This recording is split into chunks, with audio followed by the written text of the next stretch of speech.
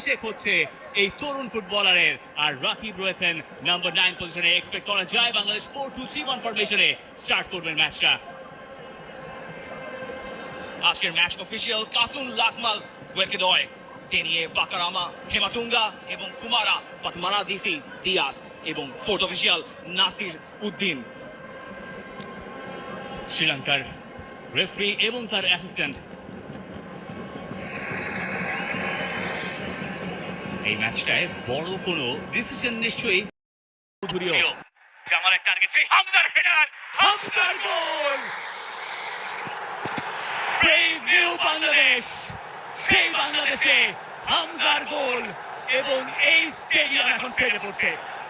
দেশের মাটিতে প্রথম ম্যাচেই হামজা দেখালেন কিভাবে গোল করতে হয়। সমর্থকদের যে ভালোবাসা, সেই ভালোবাসার প্রতিদান দেওয়া শুরু করেন হামজা চৌধুরী প্রথম মিনিটেই। সেট পিস থেকে সবার উপরে তালগাছ হয়ে দাঁড়িয়েছিলেন হামজা চৌধুরী। তাকে ধরার আর কারোর সুযোগ নেই। হামজা তার দ্বিতীয় ম্যাচেই গোলের দেখা পেয়ে গেলেন। হামজা যখন থেকে বাংলাদেশের জার্সিটা গায়ে চাপিয়েছেন, এরপরে প্রথম গোলটা তার কপাল। ফাহমিদুল ভালো পাস ছিল তার জন্য, চমৎকার ফাহমিদুলের ক্রস, মোরসালিনের শট, তবে শেষ পর্যন্ত সেটা গোলকিপারের হাতে। ডানে বায়ে মারলে পরে হয়তো গোল স্কোরিং পার্সেন্টেজ অনেকটুকু বেড়ে যেতে পারতো, যদিও সেরকম উইন্ডো তার সামনে হয়তো খোলা ছিল না। তবে তার আগে ফাহমিদুলের এই টাচটা আপনি দেখতে চাইবেন। চমৎকার ভাবে বলটা নিয়ে গেলেন, স্পেস তৈরি করলেন, এরপরে মোরসালিনের শট গোলকিপারের হাতে। ইয়েশি গেলকিনকে কাটিয়ে যে ক্রসটা করেছেন, পড়েছে মোরসালিনের পায়ে। মোরসালিনের একটা টাচ নিয়ে গোলকিপার বরাবর মেরেছেন।